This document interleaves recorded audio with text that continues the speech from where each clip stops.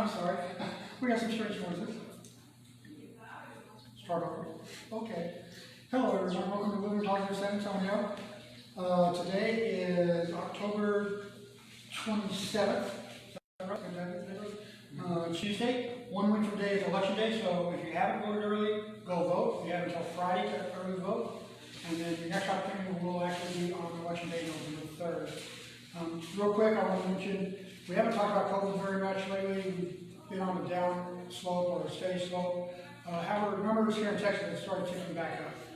Yesterday we had, I believe, 158 new cases, 0 deaths. I'm not sure what today's numbers are, but on the little bar that they put across the page, we've gone from low to moderate. So I want to tell everybody, be safe out there, make sure you wear your mask when you're out in public, do the social distancing thing, staying 6 feet away. We're doing that here where we're filming, so make sure you do it too, to stay safe and protect yourself, because we want to be able to see everybody again when we get everybody back in here in person, okay? We're going to start the day by going around and introducing people. We're going to start with Wayne, and he's going to come in and tell you who he is and what he does and all that good stuff.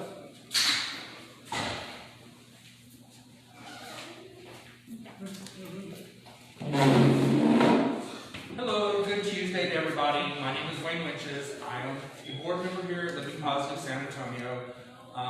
My thing also is helping out with needs during hard times. Get in contact with me. Again, I'll post my phone number. And there's new funding for a couple of things, so hit me up and let me know.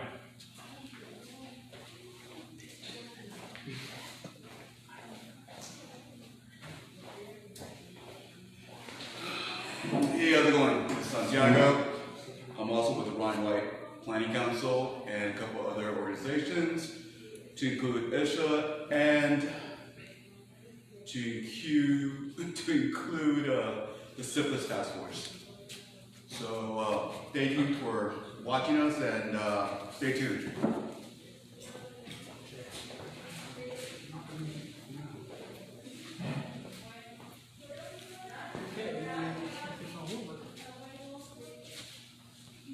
Go ahead. Hello everybody, Leo here. Haven't been here in a while, so I'm glad to be back. Currently the VP of Living Positive, and that's pretty much all that I'm involved with at the moment. I am looking into new opportunities in the community, so hopefully those will pan out. But hope you enjoyed today's meeting, and you can always reach me if you need anything as well. I know I'm not working at Beat anymore, but I will always be there for my clients or my friends and family because I care about you all. Still not showing anything? You're not getting your feet at all? I got it. You got it? Yes, I got it. Go ahead, yeah, your turn. Did you send the link? Huh? Did you send the link? Yeah, it just went through. Hi, I'm Mark. Basically, that's what I know. So, everybody introduce themselves? Just me, I'm the only one left. Go ahead. I'm Jace. I'm the Secretary of Living Positive San Antonio. And I want to welcome back the Lion Leo. Welcome Leo back. So tonight we're going to be talking about self-love. And there's going to be some people, there are actually 2 versions of self-love we're going to talk about. There's the emotional and there's the physical. We're going to probably talk about both of them to some extent. Because I know some people, when they hear self-love, they think of one thing, while it may actually mean another. So we're going to start that. What is self-love? Well, obviously, if you're talking about physical, there is Masturbation. right. Yeah. Yeah, everyone masturbates, men, women. But when I think of self-love, I think of looking into the mirror and just telling yourself, you are enough, you are worth it. Giving yourself positive affirmations, so that way you can boost yourself up.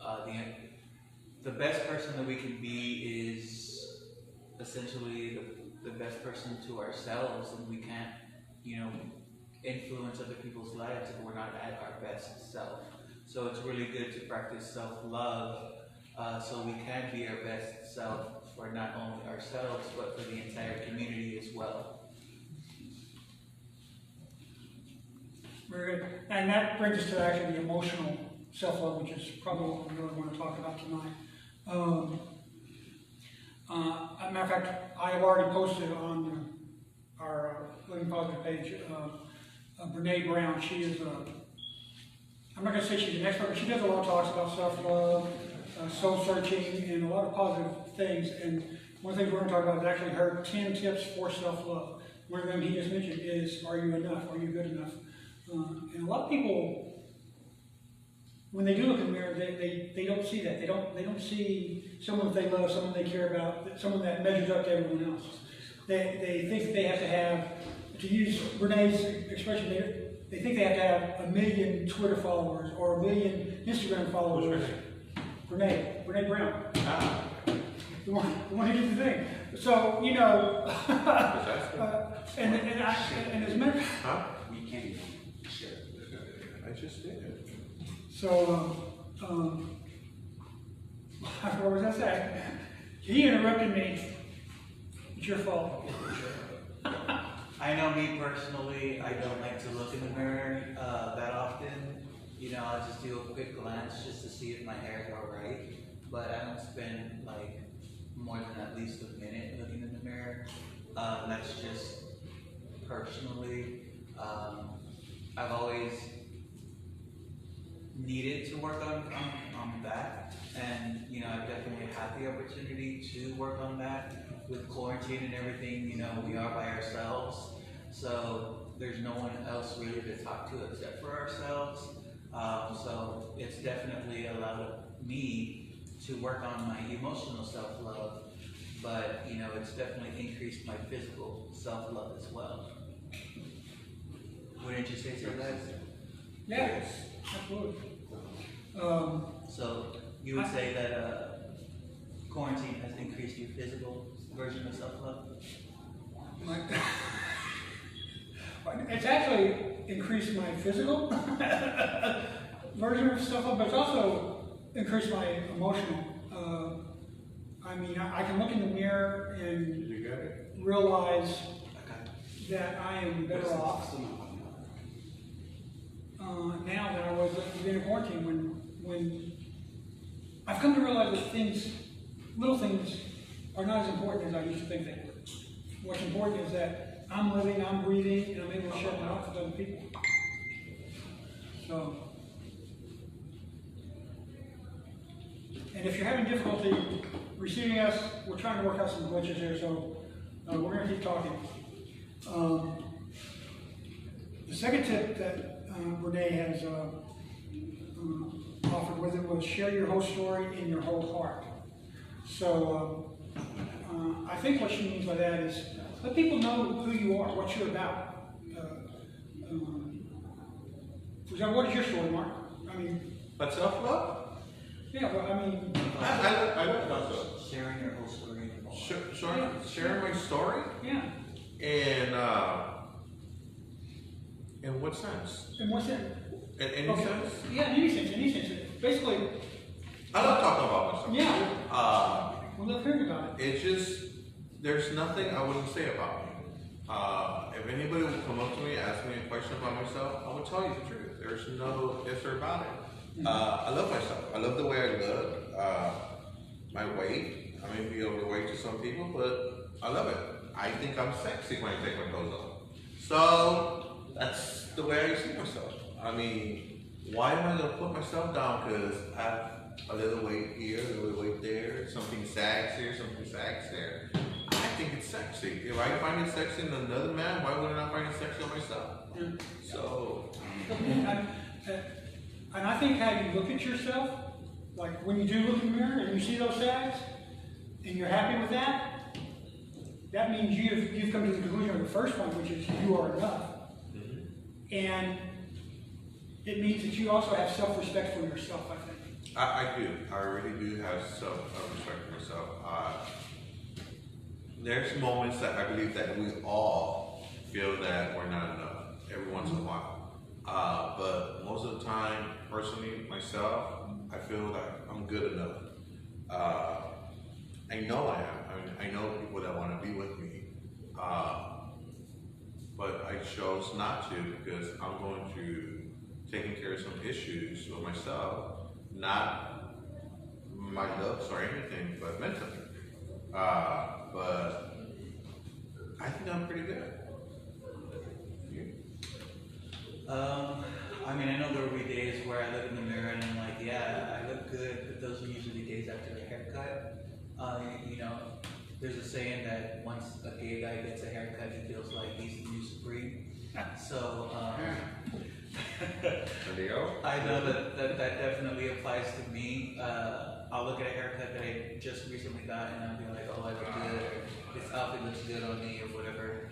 But, and then eventually that facade will die away, and I'll just go back to not giving myself as much emotional self-love as I need. I mean, it's definitely something that I continue to work on. Yeah. So, but that's something that he brought up that was actually pretty good. So, Mark and Jay, so how do you show self-love? In terms of physical or emotional? Either or. Either emotionally, I show self-love by feeling, well, matter of fact, this is the point that we talk about in a little bit, by loving myself the way I would love another person. I honestly think I'm worth loving. I honestly think other people are worth loving. Like Mark, he looks in the mirror and he's fine with what he sees. I look in the mirror and I'm fine with what I see. Wrinkles and all, you know. Everybody changes. Yeah, So you have to, I have a couple. So you have to change too. I mean, as you age, what you consider important as a child becomes less important as you become an older person. I mean, I see it this way, like you said, when you age, I think the older you get, the better you get. That's the way I see it. The better looking, the better looking, or? Both. I know people, I cannot say they're friends or acquaintances, that will get a tuck here, get a tuck there, because they're not happy with the way they look. And the gay community would think they're perfect. They have the perfect abs, perfect body, perfect ass, but in their eyes, they're not perfect. So they need something else to be worked on. To me, that's, but you don't feel good about yourself when you have to keep on doing that to yourself. Yeah. And it's sad because there's people out there who go through that. Yeah. And that they wake up every morning, they don't want to get out of bed because they feel ugly, they feel fat, they feel skinny. No matter what you are, they always will find a problem with themselves. If I went through that, I would never get out of bed. So you said when I was younger, I felt I didn't like myself because I was too skinny. Then at one point, I got to the point where I was 300 pounds. I didn't like myself then. When I look in the mirror now, I'm happy. You know, I may not weigh 160 anymore, but then again, I'm not skin and bone either. So you're not 300 pounds? And I'm not 300 pounds. You look like it. I just make it look like it. But I think, and again, I think as you get older, you get comfortable, if that's the word I want to use, with who you are. And I think you understand what the meaning of self-love is. Because you become comfortable with yourself. Having that name follows on Twitter doesn't mean jack crap to you. Having the Mercedes-Benz doesn't mean a damn thing to you. You become comfortable with who you are, and you love yourself more. And I really think that's a consequence of becoming older. You actually start practicing self-love, emotionally speaking, and physically for Mark's case. But I think to the other side of the coin, you know, practicing self-love by exercising, because, you know, it makes your body feel great, it makes you feel great, so that way you can get that body that you want to attain for yourself. You know, as Mark was saying, there's people that do nips and tucks here and there. You know, I know people personally who want, you know, to lift their butt or to get a belly, whatever it's called. But, you know, I tell them all the time, you know, you're perfect the way you are, but she just wants to get a tummy tuck, that's what it's called. But in terms of like exercising and things like that, if they're doing it for themselves because they want themselves to feel better, then I would think that that would constitute it as self-love. Yeah. But there are people out there that do exercise or, Just a piece of it. yeah, and that really isn't self-love because you're. You know, now, if you're getting it done to make yourself happy, would you consider that self-love? I mean, I realize that if you're having a If you make self-care, yourself to make yourself happy, Yeah, that's but- first. That's self. No. You're doing it for yourself. and I realize that there are people out there that don't like the way they look, but they want to change the way they look to impress somebody else. But if I was to have it, like, I cannot stand these little wrinkles I have on my forehead. And I've actually thought about getting Botox to fill them in so that I have a smooth forehead. That would make me happy. To be honest, I rarely even notice that. But, you What are your know, hormones? Santiago brings up a good point. Self-love and compassion are key for mental health and well-being. It definitely keeps depression and anxiety at bay. You know, if you aren't practicing that self-love, you know, majority of the time you are going to be depressed because you're not happy with yourself. You know, I actually fit into that criteria where, you know, I want to mold my body to be more presentable for other people, but I don't let it get to me. You know, like, I'm perfectly okay with how I am. I mean, of course, I would like to lose pounds, but food is so fucking delicious, like, I'm not gonna stop eating. So there's really no point. And then I'm lazy as hell, so. Yeah, you do need to lose a little bit of the tailgate. So I'm definitely not gonna exercise, maybe from like Tailgate looks good. my bed to the fridge, but you know, that's pretty much it.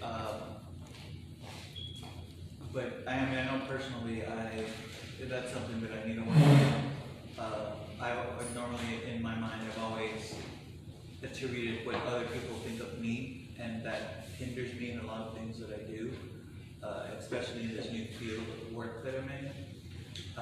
So that's definitely something that I've learned about myself that I can definitely work on. And then look to you all for help if needed. Since you mentioned that, I'm going to bring that into our third point, which is engage the world. And I think that's important for self-love as well. I mean, unless you can go out and socialize, and when I say go out, I don't necessarily mean physically, because we'll have to learn how to do it virtually now. But as long as you're going out and engaging in conversation and enjoying yourselves with other people, I think that can, again, it comes back to having good mental health. I think if you stay at home all the time, you lock yourself away constantly during long periods of time, that's going to affect your self-love. That's going to affect your depression level. That's going to affect your self-worth level. So I think you need to get out and engage in the world. Not me, I'm perfectly fine staying at home. I got my cat. She gives me all the self-love I need. I bet you do. So, But Jake, But no, don't you feel better, Mark, when you get out and like, Socialize with yeah, other like this Thursday, we're going to be doing food boxes. yes, And it that's- brings. And you're doing more of that. It makes me feel good when we give out the food boxes, when I go take them to our clients who are so grateful, because in reality, some of them really need the food. It is tough, right? And that's actually allowing our clients to Yes. engage as well. And they feel important because they remember, they feel that, how can I put this? we're thinking of it. Yes, we're thinking of them. And we are, honestly we are. It's a good feeling. It's a really good feeling. It makes me feel good. It makes the group look good. Yeah. Because everybody that's in the group helps out in their own way. And it's just me taking the boxes, but I feel when I do it, I feel you guys around me. And that's what makes it feel good for myself. Because I'm not there by myself. Physically I am, but mentally I'm not. And it's a good feeling. Yeah. So it's a good feeling. That's all I really could say. I think taking out those food boxes accomplishes one of the missions for this group. That we're there for each other, that we're there to support each other, be it through conversation, be it through helping each other with food of some kind. So I think for me that, even though I don't necessarily go out to do that, but having the group do that, I think fulfills one of our key missions, which is reaching out to our members who are in need.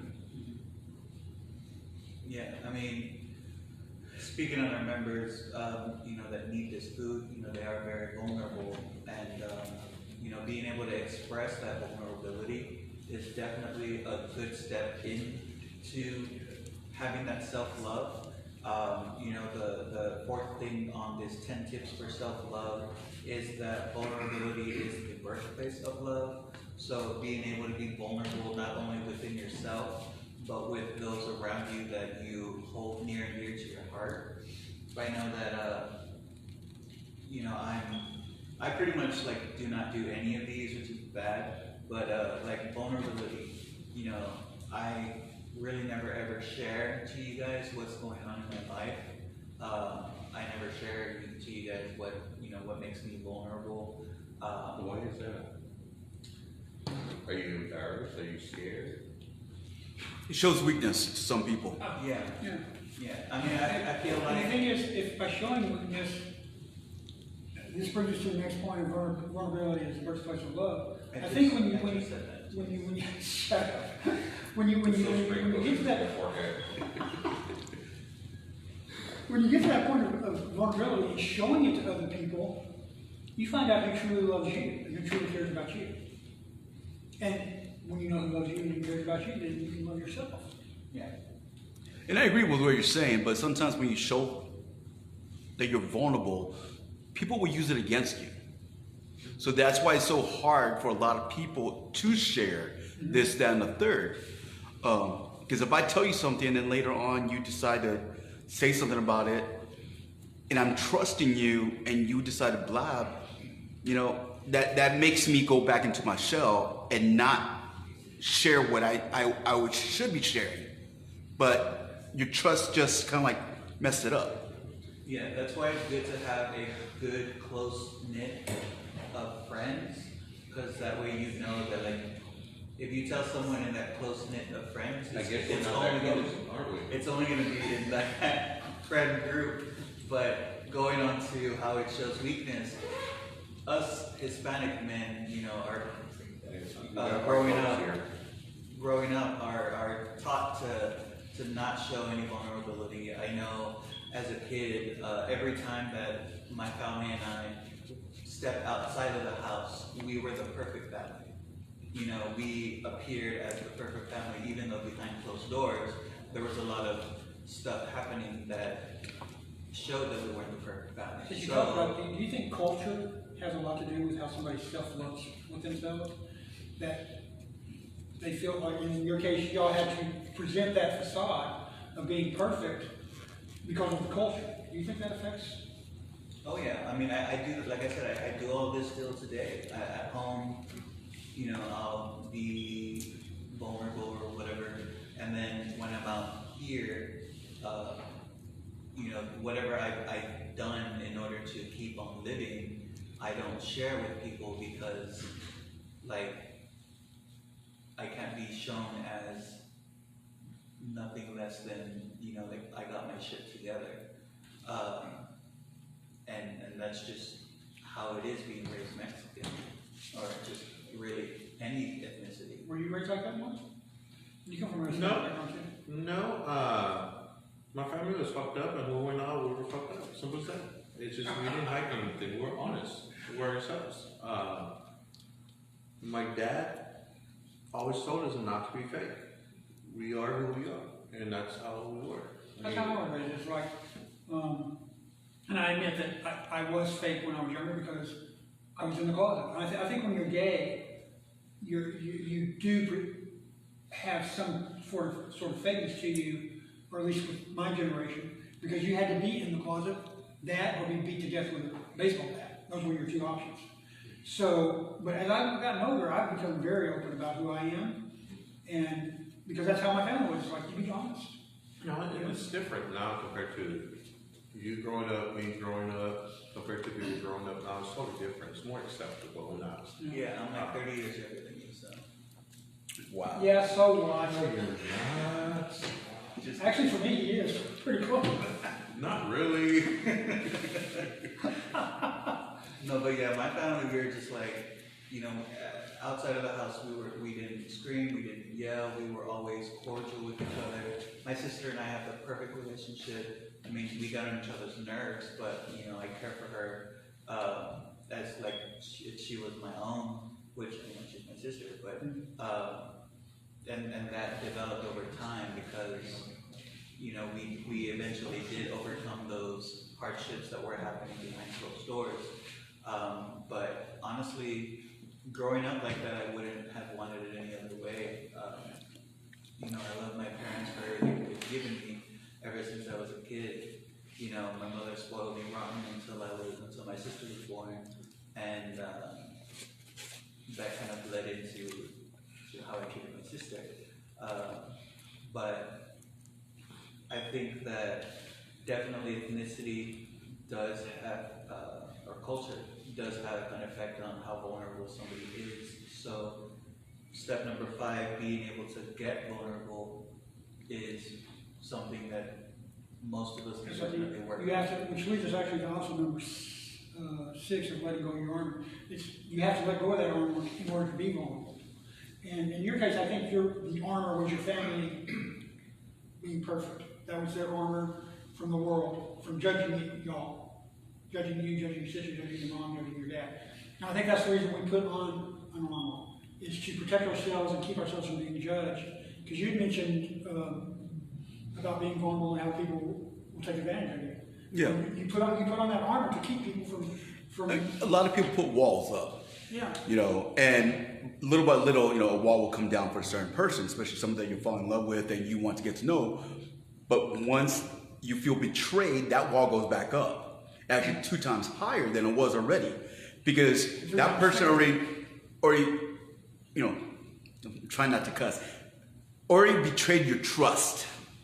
So that wall's gonna be up. So yeah, you don't want to show any kind of vulnerability because you don't want that person using it. Like I said earlier, you don't want that person using it against you or anybody else.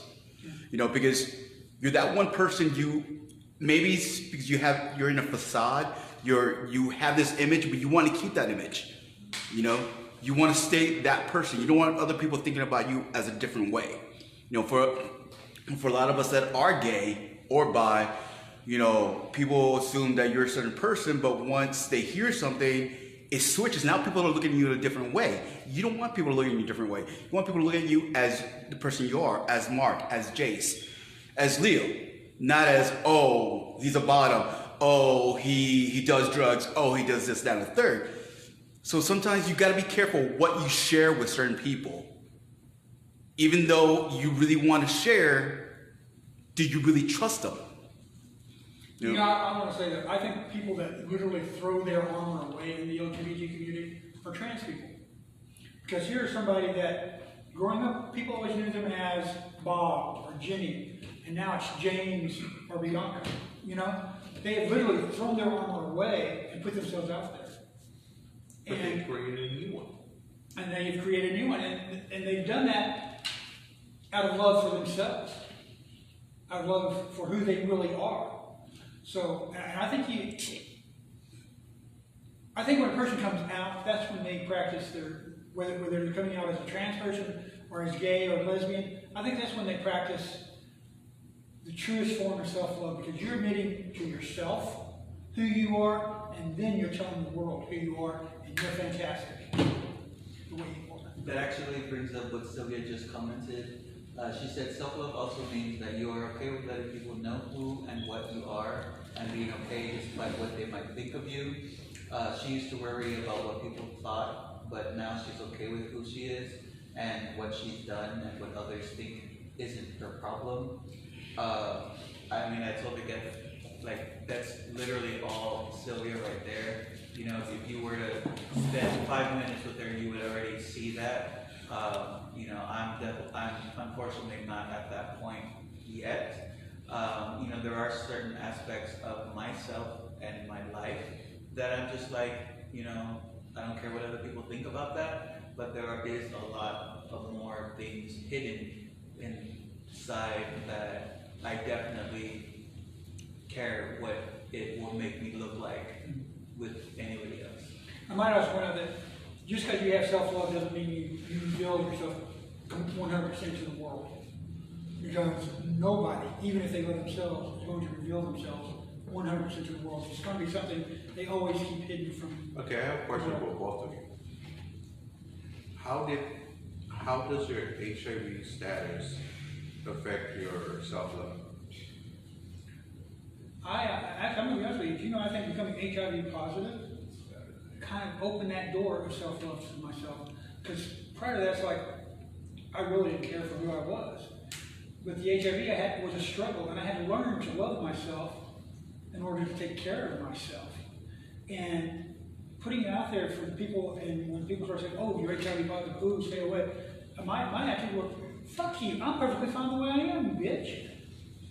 So, for me, the HIV kind of opened the door. There's no cussing on this video, sir. Too late. I mean, I think that's what opened the door for me to allow myself to love myself for who I am. For me, my HIV diagnosis was pretty much the same. You know, before I was HIV positive, there was a lot of things, well not a lot, but there were some things about my health that I didn't like, that I would have liked to have gotten better, but I didn't have the opportunity to get the situation better. But being HIV positive and all the resources that are out there, it allowed for those parts of my health that I wanted to fix to get fixed. And so it did help in my journey of self-love, definitely. I mean, I could care less. Who knows if I'm HIV positive? You know, at my new job, I told everybody there that, you know, I help run this group, and we do meetings Tuesdays. And, you know, I've invited them to shows so that way they can come and show support. And if, you know, they asked if I was HIV positive, then I would tell them. I think it definitely did help to increase my self-love, but it's not going to be the thing that's going to make me achieve true self-love. That's just something that I'll have to work on. What about you, Mark? Really? Yep. How has HIV affected how you look at yourself? I think before I was HIV positive, I was really shy. I kept to myself a lot. I can see that. I don't see I that. can see Really? that. Yeah. I really, Actually, I can. I really was behind a rock. I was really by myself. Lies, I did lies. get married twice, to my wife and to my husband at the time, and divorced 4 times already. But I was really shy. When I found out I was HIV positive, I guess I blossomed. I became more outgoing, fell in love with myself all over again. And it opened my eyes, and I became a new person. So, in a sense, it was a blessing that I became HIV positive. It might sound weird, but to me, it was a blessing because I fell in love with myself. Oh yeah. I think I feel the same. Oh yeah. Being HIV positive has been a blessing for me. I mean, it helped me to find my purpose in life. It helped me to find a great organization to work for, like BEAT. You know, it helped me to find these guys here and this group. And really, it helped me to plan for my future. I mean, I know I definitely want to work in something that's HIV related because of my HIV status. You know, so I believe that I'm really not that spiritual, but I believe that me becoming HIV positive was like meant to be, because I've got to do so many amazing things because of it. And like, I know that if I wasn't HIV positive, I probably would not have been able to do any of that. But going off of what you said, I was actually the opposite. Growing up, I was very outgoing, and I had plenty of friends. I would run around like a maniac in the neighborhood, and interact with everybody, but something happened in my life, and I just did a whole 180, and I just kept to myself, didn't really talk to anybody outside my friend group, and I became very secluded. I don't know what happened, but For me, I was more like Mark. I was very shy and really didn't come out of my shell until after I was HIV positive. And I wanted to share who I was with other people to let them know that HIV is not a death sentence. I mean, it may have changed my health issues a little bit, but you know what? I am better off. Truthfully, there is a silver lining with me being HIV positive. So do you think about self-love? Do you think about forgiving yourself? Forgiving myself? Yeah. In terms of what do you mean by forgiving? Meaning self-love is like, you hate a lot of stuff and everything, but now you have to love yourself. So in order to love yourself, you have to forgive yourself for this, that, and a third. On my part, there was nothing to forgive. Nothing. Like I was shy and everything, but there was nothing to forgive. I always loved myself, but when I became HIV positive, I fell in love with myself all over again, and it got stronger. But there was never a moment in my life that I could actually say that, okay, I hate myself. I never, even to the bullshit that I went through with my ex, when I found out I was HIV positive, I mean, all that, I still love myself, no matter what I went through. I always love myself. I think it wasn't a matter of me forgiving myself. I just had to forgive the person who infected me because they lied to me and they knowingly infected Same me. here. So it wasn't a matter of forgiving myself, it was a matter of forgiving somebody else. yeah. For me, I mean, the guy that gave me HIV, I mean, I know that it was definitely my fault as well as his fault. You know, we were both being thirsty and you know, we were both just thirsty and we saw each other in the parking lot of my apartment complex and we stared at each other for like a good 3 minutes. And I then, gotta have that piece of ass. and then I went, you were like, how you doing? no, then I went inside my apartment and I came out later and I found a note on my car, and he said, "Wanna fuck?" And then he gave me his number, and so I texted him and we just met up and we had sex. And I mean, I didn't ask him if he was, you know, I didn't ask him his status, I didn't ask him to use protection, and you know, I fault that on myself, but I also fault that on the education system because I was a very naive person back in the day. You know, I didn't know that, I really didn't know anything too much about HIV, period. So I didn't know to even look out for it. And that's one of the reasons why I joined the PAIDS and I helped with these groups was because I wanted to be that voice for those that don't know because of the education system. But I definitely don't blame him, you know, because it was definitely half my part and half his. You know, I actually saw him. Now, did he know at the time though? Or did he know that What he about the same thing? I don't know. I never really talked to him about it, but I did see him maybe a few years later, bringing someone to PAIDS to get tested, and that person ended up coming back HIV positive as well. But I didn't confront him or anything because I didn't feel like I needed to. You know, a lot of time had already passed. I had accepted my status as soon as I found out that I was HIV positive. So there was really no point into digging up the past. I hope he's doing well, I guess. I don't know. Any questions at all?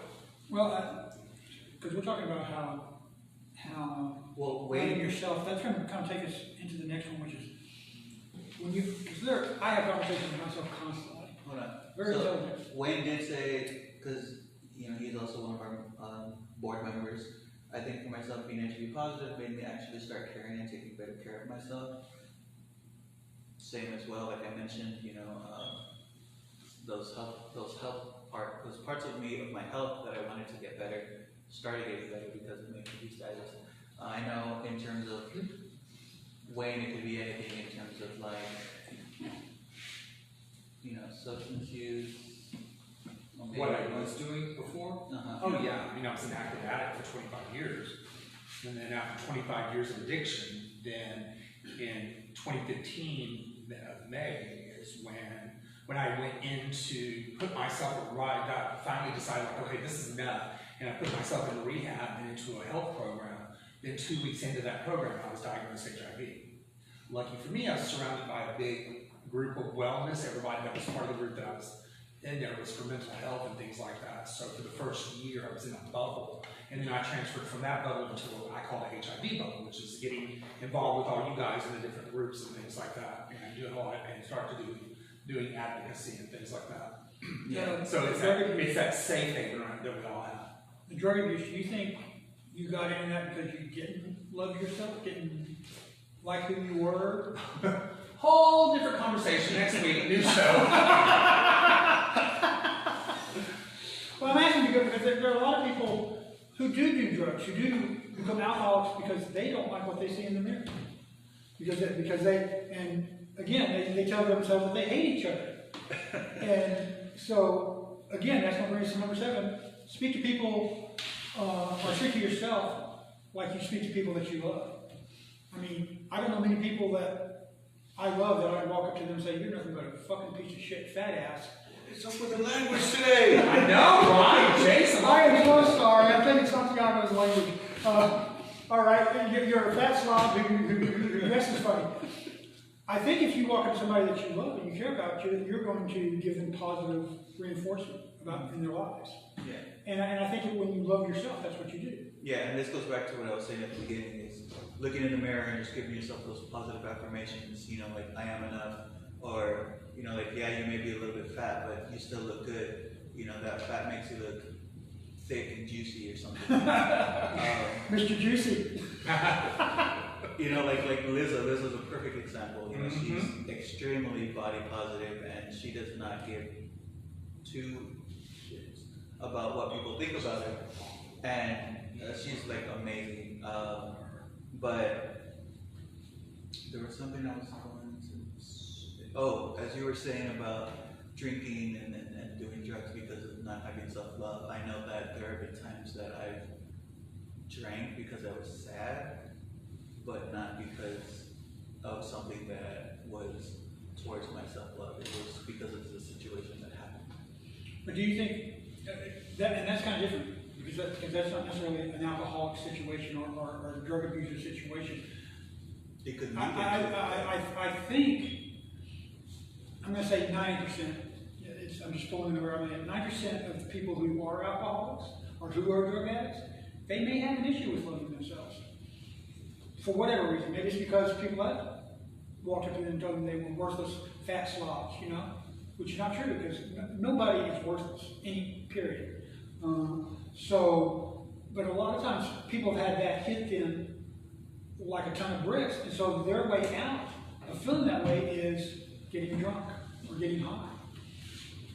And truthfully, I'm going to be honest with you, I think, I don't know if it is part of a rehabilitation program, but I think self-love should be part of a rehabilitation program when you're trying to get treatment for alcoholism or drug abuse. Yeah, I can't speak to that because we don't really know for sure the actual numbers. But and I don't know, I just put the 90% out of my head. Yeah, but for those that are watching that have been in those programs, if self-love is taught, definitely let us know, just so we can be educated. I know that Jay commented about someone who had said to forgive yourself is to love yourself, which was Santiago. And then he asked the question, how do I forgive myself for letting myself get abused physically, mentally, and emotionally? So this is definitely something that is a very deep conversation. I would believe that it would probably best be had with someone who is a licensed professional. But if you don't have that available, then definitely someone whose opinion you hold near and dear to your heart. But make sure that they are completely unbiased Because if they are biased, then they will give you a biased answer, which may not be something that you want to hear, and can potentially hurt you even more than what was originally sought out to be. Matter of fact, if you're going to seek help from a counselor, find somebody who specializes in things like that, in those type of abuses, because they are probably going to be able to focus a treatment better for you if they are specializing in emotional abuse or physical abuse. So, But one thing I would say is, you know, you never really know what's going on with somebody, so the reason why, you know, that person abused you those ways, you know, who knows what the main reasons were. You know, maybe you know, we don't, but honestly, we just really can't say too much on it. You know, maybe we can definitely refer someone to you that you can talk to. That way you can and get that's gotta be the first step to forgiving yourself, is seeing somebody who can help you through that. Yeah, I know that that's something I definitely need to do, is go see a counselor. It's something that I've been wanting to do for quite some time now, but I just haven't had the opportunity to. But that's definitely something on my. I have a weekly meeting with the counselor, and truthfully, she has guided me through so many forests of problems, and I actually see some light at the end of the trail. Yeah. But I do want to say, Jay, that, you know, it is great to have you here. It's great to have you engaged with us and commenting on our video. So we definitely appreciate you being here with us, and we look forward to seeing you here in person soon if we do get the opportunity to, just so you can be around family members and friends. And we all send our love to you, because we love you and care about what happens with you. Yes. All right, just as we do with every member. Yes, and so we go on to number 8, which I think is a really good one, which is letting go of that perfectionism.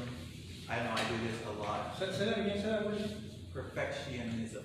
Perfectionism? It sounded like you said professionalism. I'm going, I what? explained that. You were saying me. Okay, so it's just basically don't be a perfectionist. Don't want to be perfect in every single thing that you do. That you don't want to? Yes. You don't want to be, Because nobody can be perfect, and by wanting to be perfect in everything that you do, you're already building yourself up. you have to realize that you have limitations in your life. Yeah.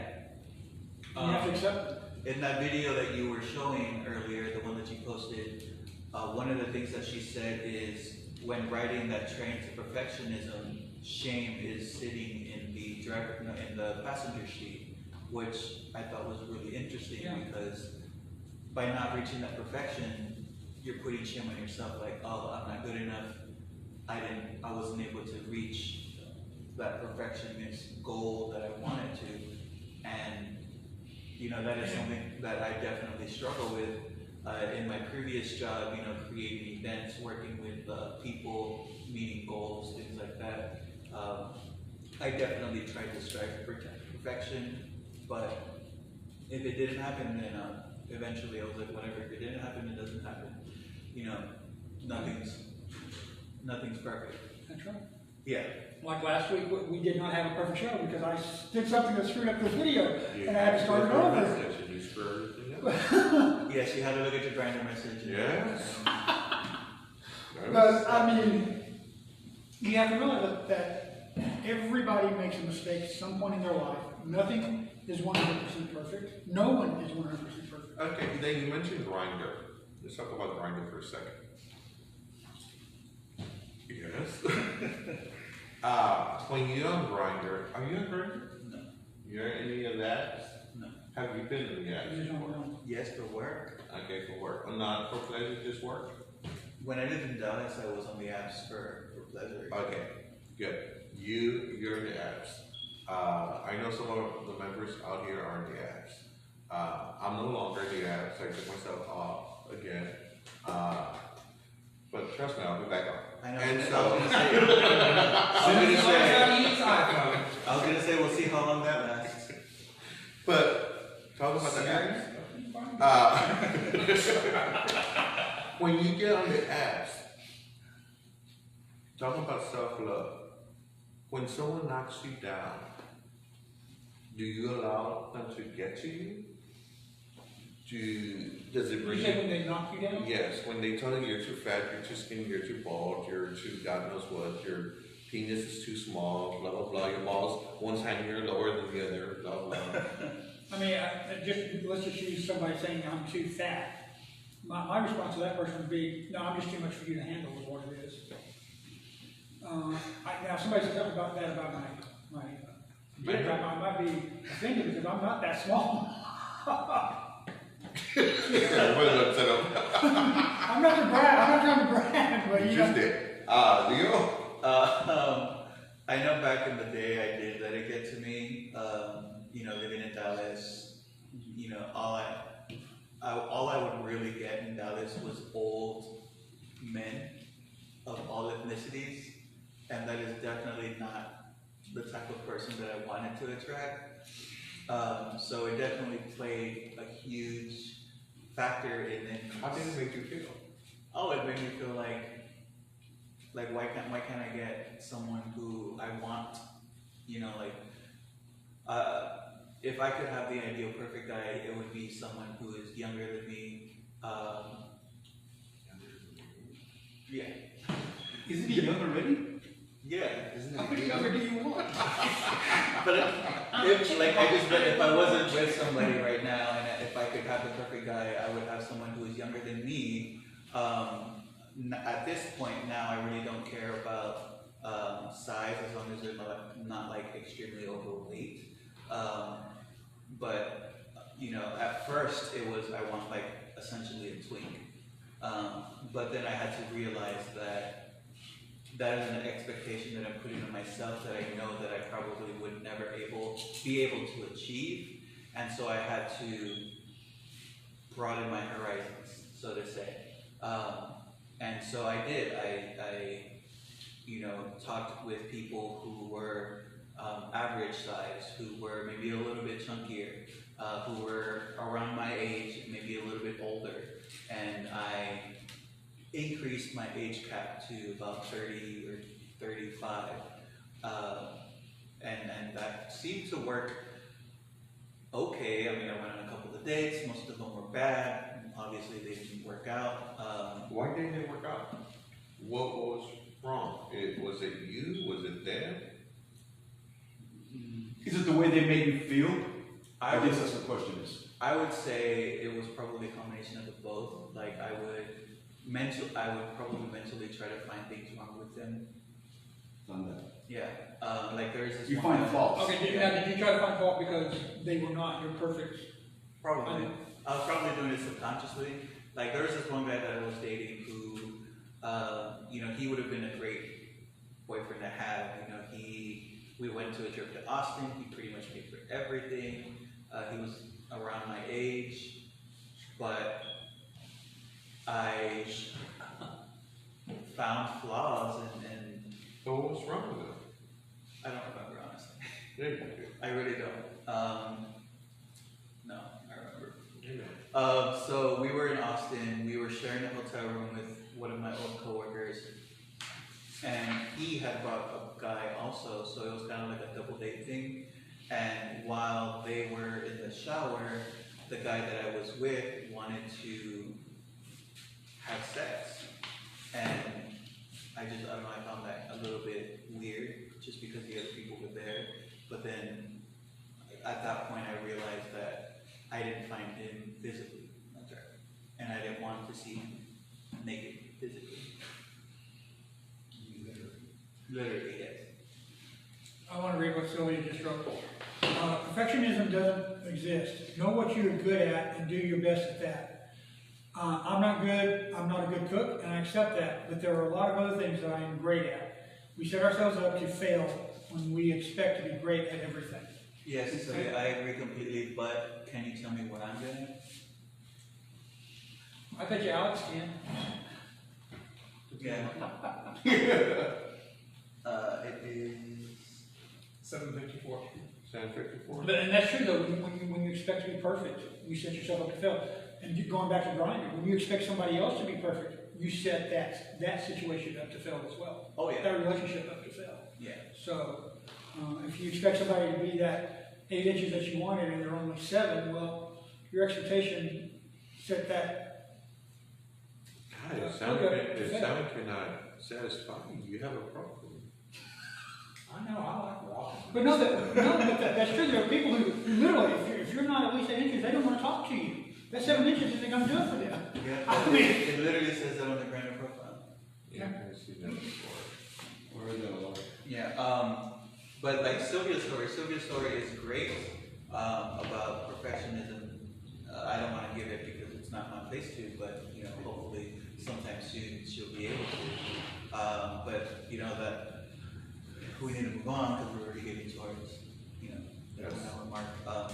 But being grateful, so being grateful that you're alive, being grateful that you are currently in the situation that you're in. I know that I do this constantly, and I'm very grateful of where I am now and how far I've come from when I was originally from since high school. As I mentioned, I was a very naive kid, so I put not only myself, but my parents in a lot of financial debt. And a lot of the times my parents had to bail me out from various situations. And so being able to now sustain myself comfortably, you know, it's definitely made me a lot grateful of what I have. Being able to be a part of this group and being able to be with these people in this room is definitely something that I'm grateful for. Like, honestly, I can't see me doing this with another set of people. Like, what if, you know, we replaced Santiago? Like, who's gonna cuss at the meetings, you know? Who's gonna take all the leftovers? Yeah. And if we didn't have Wayne, like, he's an amazing cook, he's an amazing resource to the community. It's just like, you know, Mark and Jace, if we didn't have you guys, Mark started the group, you know. What about Jace? No, We'll come back to Jace, we'll figure something out. no, for like Jace, who would tell us the horrible dad jokes, or who would make us laugh or make us cringe. Hey, I'm a good bylaws writer, okay? Yes. It took us 3 months, so it's okay. We got it. No, to- But Excellent. You know, you talk about being grateful. This particular month, I have had issues about my son's death. I mean, I've really been missing him. I've been really depressed about it. And this is one of the things that Stacy and I talked about today was that I need to be grateful for the time that I had with my son. Because I was kicking myself because he's not around. He's not here for me to talk to. And I realized that I was not being grateful for those years that I knew him and that I had him in my life. I was not being grateful for those. I was kind of pushing those wonderful, happy thoughts away just to be unhappy. And I am grateful for the time I spent with my son. And it makes me happy to know that I got to, not knowing I had a son for 30-some odd years, and then to find out I had one, and then to be able to spend 6, 7, 8 years with him, that was a true blessing. And that's something that I have to be grateful for. And I have to be grateful that he was an amazing person. Everybody who ever met him loved him. He was wonderful. So being grateful not just for things that you have, you need to be grateful for people in your life as well and how they bless your life. So yeah. I do want to touch up on Jay's question really quickly. Does size really matter? No one is perfect. Not really. I mean, everyone's born different. You know, everyone's prostate is probably located, you know, differently from other people's, and so, you know, maybe a 4-inch penis can hit your prostate, you know, better than the 7 or 8 inch. You know, so really it's really just about finding that person that you truly connect with. and size doesn't matter if you truly love the person and they love you. Yeah. So number 10, practice authenticity. This goes back to creating that facade, having that armor, having that shell that Santiago mentioned. You know, every day people Hiding in the closet. hiding in the closet. Every day people put on masks, you know, to hide their true selves. And, you know, you may not think that you put on a mask, but you may put on a mask and you just don't know. You know, some people have masks that probably go all the way up to here, whereas some people have a mask that just covers their face. So being able to realize that, you know, you're not being authentic, not only to yourself, but to those people around you that truly do care for you. And truthfully, you're not gonna be able to be authentic to people around you until you're true to yourself. Till you look at yourself and realize, this is who you are, this is what you do, this is what you stand for. And if you can't be authentic about those, you're not gonna be authentic to the people around you. Do you agree, Mark? No. Actually, I think Mark is probably one of the most authentic people I've ever met. Not true. But, He's the fakest person I know. thank you. And so, I forgot what the question was. Do you agree about the wearing the masks? Yeah, I do. Yeah, I really do. Because a lot of people do, and some of us here in the group, we still wear masks. I don't. Like I said, I don't. I love myself. What? What? Why'd you say that? Well, I really don't. I mean, a lot of people do. Some people in the group. I'm not talking about you guys only. I'm talking about everybody. I'm talking about all the members in the group itself. Some of them do wear a mask. Yeah, I do it. Jason. Yeah, and at some point, it's we all wear fine. them, yeah. It's fine that you do, but you still have to feel good about yourself afterwards. Wearing a mask right now? I mean, for example, when I first joined this group, I had a mask. I didn't share things with y'all. As I've gotten to know you, I've shared more with y'all. And some things Like you brought up. how Michael looks at you when you have sex. Seriously? And that's one thing. Wow. And things and there's still things that I haven't shared with you that maybe in the future I will. And the same is true with everyone sitting here and everyone who's watching. They have a mask on, and they share only certain things to a certain point with us because they don't know if they can be comfortable with us. They don't know if they can trust us. For example, I trust everyone in this room probably 90%, 95%. So there's still a 5% of me that I don't share. The Japanese actually have a saying about I think there's 3 or 4 masks that we wear. There's the one that we wear in public, that the entire public sees. There's a mask that we wear that only close friends and family see. And then there's a mask that we wear that only we see. And then there's the mask that even we have worn. That's who we are. So, I couldn't remember if it's 3 or 4. So that's why I started naming them. So everybody wears a mask to some extent. It depends on who your audience is as to who you're interacting with. Yeah. All right. Well, I think that definitely finishes up the conversation for today. I know Mark wanted to talk about masturbation and self-love, but we didn't get to talk about that. We can definitely bring that up in another meeting. Yes. Because there is a lot that definitely goes into that. Because yes, masturbation is a physical form of self-love. Yes, it is. It really is. And I love myself when I do. And so, on that note, Is that over your breath? I love myself. on that note, I have 2 quick announcements.